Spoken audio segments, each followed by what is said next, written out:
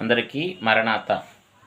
ప్రభునందు ప్రియమైన దేవుని పిల్లలారా, ఈ ప్రత్యేకమైన సమయంలో దేవుని యొక్క పరిశుద్ధ గ్రంథంలో నుంచి దేవుని వాక్యాన్ని ధ్యానించుకుందాం. పరిశుద్ధుడైన యోహాను గారు రాసిన యోహాను సువార్త 2వ అధ్యాయము 5వ వచనాన్ని చదువుకుందాం. ఆయన తల్లి పరిచారకులను చూచి, ఆయన మీతో చెప్పునది చేయుడనెను. ఆమేన్. చిన్ని ప్రార్థన చేసుకుందాం. పరిశుద్ధమైన తండ్రి, మీ కొందనాలు స్తోత్రాలు నాయన.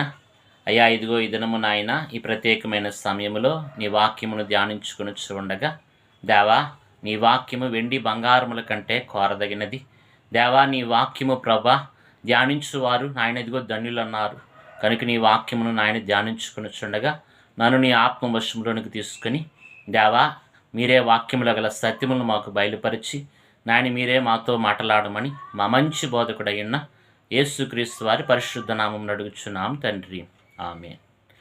ప్రభు అయిన యేసుక్రీస్తు వారి నామమున కృపా సమాధానములు మీకు తోడయుండును గాక. ఆమేన్. ప్రభునందు ప్రియమైన వారలారా, ఈ దినము మన ధ్యానాంశమే దేవుడు మీతో చెప్పునది చేయుడి. పరిశుద్ధ గ్రంథంలో మనం చూసినట్లయితే యేసు ప్రభువారు ఆయన శిష్యులు కానాను ఊరిలో ఒక వివాహమునకు హాజరైనప్పుడు యూదుల శుద్ధీకరణ శాఖ ప్రకారం యూదుల సాంప్రదాయం వచ్చిన వారందరికీ కూడా విందులో ద్రాక్షారసం అందించుట వారి ఆచారమై ఉన్నది, లేదా వారి వాడుకై ఉంటూ ఉన్నది. కనుక ఆ వివాహములో ద్రాక్షారసము అయిపోయినది. అప్పుడు అక్కడ యేసు తల్లి మరియమ్మ గారి దగ్గరికి వెళ్ళి ద్రాక్షారసం అయిపోయినదని చెప్పి అక్కడున్న పరిచారకులు తల్లికి చెప్పినప్పుడు తల్లి యేసు ప్రభు వారిని చూపించి పరిచారకులకు చెప్తూ ఉంది, ఆయన మీతో చెప్పునది చేయుడనెను. ఆయన చెప్పింది చేయండి అని చెప్పి మరి జవాబిచ్చినట్లుగా చూస్తున్నాం. కనుక ఇదనం మన ధ్యానాంశమే దేవుడు మనతో చెప్పినది చేయుట. దేవుడు మనకు చెప్తాడా అంటే చెప్తాడు. బైబిల్ మిషన్ యొక్క ముఖ్య మరి మూలవాక్యమే ఆయన మీతో చెప్పునది చేయుడి. దేవుడు మనుషులతో ఈ కాలమునకు తగినట్లుగా ఏ కాలమునకైనా ఆయన అన్నీ కూడా తెలియచేవారై ఉన్నారు. బైబిల్ గ్రంథంలో మనం చూస్తే ఆదికాండము 12వ అధ్యాయములో అబ్రహాం గారితో దేవుడు మాట్లాడి నేను చూపించు దేశానికి వెళ్ళమన్నారు. దేవుడు మాట్లాడాడు కదా. అలాగే నోవాహ గారితో ఓడను సిద్ధం చేయమన్నారు. మరి నోవాహ గారు దేవుడు చెప్పినట్లుగా చేశారు.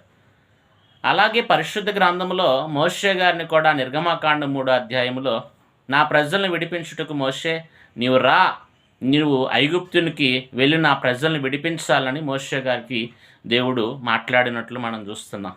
ఇలాగూ దేవుడు పరిశుద్ధ గ్రంథంలో ప్రతి భక్తునితో మాట్లాడిన కార్యాన్ని మనము గమనించగలం.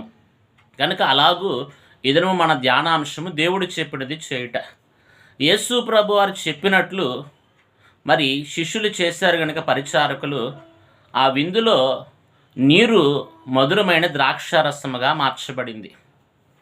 నీటికి రంగు, రుచి, వాసన ఈ మూడు ఉండవు. ప్రభువు మాట చొప్పున నీరు మధురమైన ద్రాక్షారసముగా మార్చబడినప్పుడు ద్రాక్షారసము రంగు, రుచి కలిగినదిగా, వాసన కలిగినదిగా మార్చబడినట్లుగా మనం చూస్తూ ఉన్నాం. అలాగూ విందు యజమానుడి దగ్గరికి ఆ ద్రాక్షారసము తీసుకుని పోయినప్పుడు ఆ విందు యజమానుడు మంచి సాక్ష్యం ఇచ్చారు. అందరూ కూడా మొదట మంచి ద్రాక్షారసం పోసి జనులు మత్తుగా ఉన్నప్పుడు జబ్బు ద్రాక్షారసము పోస్తారు, కానీ నీ ఇదివరకే మంచి ద్రాక్షారసము ఉంచుకొని ఉన్నావని చక్కని సాక్ష్యం ఇచ్చారు. కాబట్టి ప్రియమైన వారలారా, దేవుడు చెప్పినట్లు చేయటాన్ని బట్టి పరిచారకులు చేశారు కనుక అక్కడ చక్కని అద్భుత కార్యము ద్రాక్షారసము, మధురమైన ద్రాక్షారసము ఆ విందులో మరి అందినట్లుగా మనం చూస్తున్నాం. అలాగే దేవుడు చెప్పినట్లు చేయటం గొప్ప కార్యం. దేవదాసయ్య గారు సెలవిస్తూ, విశ్వాసికి ఏ ప్రశ్నలు ఉండవు, అవిశ్వాసికి అన్ని ప్రశ్నలే అన్నారు. అడుగడుగున ఆటంకములే అన్నారు. కాబట్టి విశ్వాసముతో మరి ఇక్కడ పరిచారకులు ఏ ప్రశ్న లేకుండా ప్రభువు చెప్పినట్లు విశ్వాసముతో చేశారు కనుక అక్కడ అద్భుతము జరిగింది. అలాగూ నీ జీవితంలో కూడా అద్భుతము జరగాలంటే ప్రభువు చెప్పినట్లు చేస్తే మరి ఏ స్థితి నీకు లేకుండా ఉండవచ్చు, కానీ ప్రభు మధురమైన స్థితిని, గొప్ప స్థితిని నీకు అనుగ్రహిస్తారు. అలాగే రెండవదిగా మనం చూసినట్లయితే యోసేపు చెప్పినట్లు ఐగుప్తీయులు విన్నారు కనుకనే వారికి ఆహారము తృప్తిగా దొరికింది. ఆదికాండ గ్రంథంలో మనం చూసినట్లయితే 41వ అధ్యాయము 55వ వచనంలో మనం చూస్తే ఐగుప్తీయులైన వారే ఫరో దగ్గరికి వెళ్ళినప్పుడు ఫరో అంటున్నాడు వారిని చూచి, మీరు యోసేపు దగ్గరికి వెళ్ళండి, ఆయన చెప్పినట్లు మీరు చేయండి అని అన్నారు. కాబట్టి ఐగుప్తీయులే యోసేపు దగ్గరికి వచ్చినప్పుడు అక్కడ వారికి ఆహారం తృప్తిగా దొరికినట్లుగా, యోసేపు చెప్పినట్లు వారు చేయటాన్ని బట్టి వారికి సమృద్ధిగా ఆహారం దొరికినట్లుగా మనం చూస్తూ ఉన్నాం. అలాగే నేటి దినాల్లో సకల జీవులను పోషించే పోషకుడు ఎవరంటే యేసు ప్రభువారు. ఆయనే మరి అందరినీ పోషించే పోషకుడై ఉన్నారు.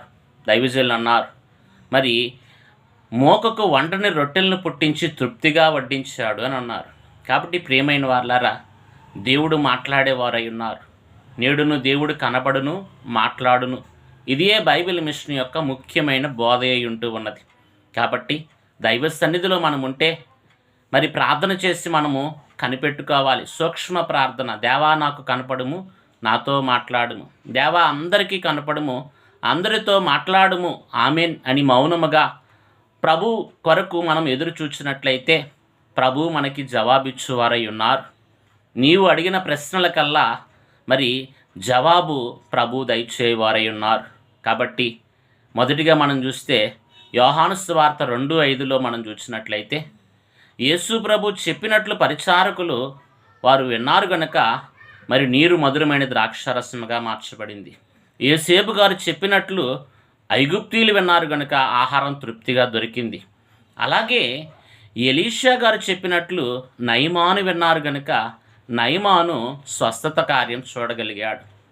కనుక మరి నయమాను విషయంలో మనం చూస్తే నయమాను రాజుగారి యొక్క మరి అధికార పత్రం తీసుకొని ఎలీషా దగ్గరికి వచ్చారు. సిరియా రాజు ఒక ఉత్తరము రాసి యోధారాజుకు పంపిన కార్యాన్ని మనము పరిశుద్ధ గ్రంథంలో 2వ రాజుల గ్రంథం 5వ అధ్యాయంలో మనం చూడగలం. ఎలీషా నా మీద చేతులుంచి ప్రార్థన చేస్తారు, నేను బాగుపడతానని విశ్వాసంతో మరి నయమాను వచ్చాడు. కానీ ఎలీషా నయమాను చూడలేదు. కానీ నయమానికి కబురు పంపాడు, అతన్ని వెళ్ళి యొర్దాన్లో 7 సార్లు మునగమన్నారు. కనుక ఈ మాటకి నయమానికి ఎంతో కోపం వచ్చింది. నా మీద చేతులుంచి ప్రార్థన చేస్తాడు అనుకున్నాను, ఈ ప్రవక్త నన్ను చూడను కూడా చూడలేదు, యొర్దానుకు వెళ్ళి మునగమంటున్నాడు. మా ఊర్లో మంచి మంచి నదులు లేవా, ఇక్కడే ఎందుకు మునగవలనని కోపం వచ్చింది, సందేహం వచ్చింది, విసుగుదల వచ్చింది.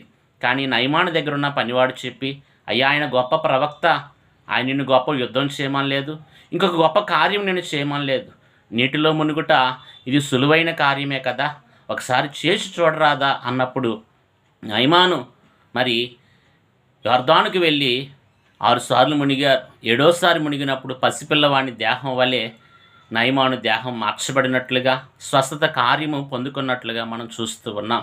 కాబట్టి ఇక్కడ ఎలీషా చెప్పినట్లు నయమాను గారు విన్నారు గనక మరి స్వస్థత కార్యం చూడగలిగారు. ఒకవేళ నీ జీవితంలో కూడా ఎన్నో అనారోగ్యములు ఉండవచ్చు, ఎన్ని సంవత్సరములు గడిచిన దీర్ఘకాల వ్యాధులతో బాధపడుచు ఉండవచ్చు.